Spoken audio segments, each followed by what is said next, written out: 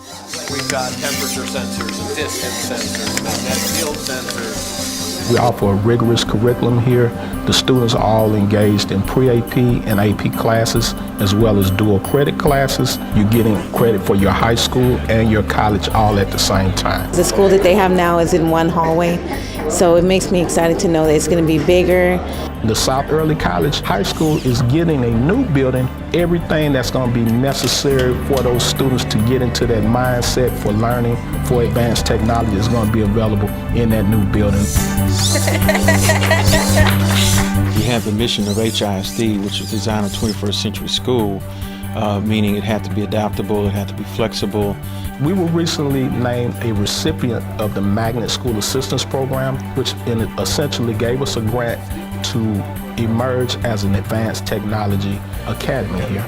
The building is just going to simply accentuate the programming. So, with the robotics, we actually have what we call a STEM lab where the students will be able to create robots, and they'll have the science labs that will allow them to delve into the physics and to the chemistry and the biology. So, everything's going to be wired, everything's going to be 21st century. Access to technology has always been at the forefront of our design. What we decided to do in this school was to create neighborhoods, which are basically smaller schools within a school. We've got 3 neighborhoods on the second floor and 1 neighborhood on the first floor.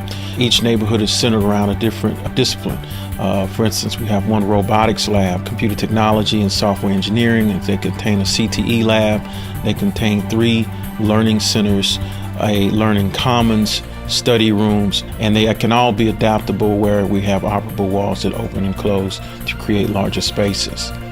We centered the building around a courtyard concept. That courtyard can be a multi-use courtyard where students can eat, or they can study, or have group activities. Centered around that courtyard, we have a lot of glazing that will allow natural light into the learning commons.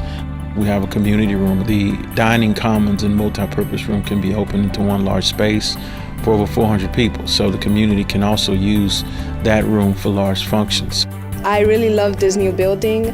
I think that it's based on the 21st century. It's very flexible. This is how students will learn. The entire building was pretty state of the art. I think that the kids in the community will be excited to see something like this in our neighborhood. We're moving forward into a truly a hub for technology learning. It's been a lot of community involvement, and they have involved the community all along the way in terms of the design. We can come in and kind of talk to the construction people and the architects and talk about kind of what they're putting into the building and why. You feel like you do have a voice. Is that like for when it gets wet? I think they really did a great job with giving us feedback on, the answers that we needed. It makes me know that they care about our opinions and what matters to us. I really didn't feel like they are listening to us. It's important to me that we get our school built and finally get a school that we can call our own. After all, it's the students that we're building all of this for. So it's all student-centered, student-focused. It's for the students now and students of the future.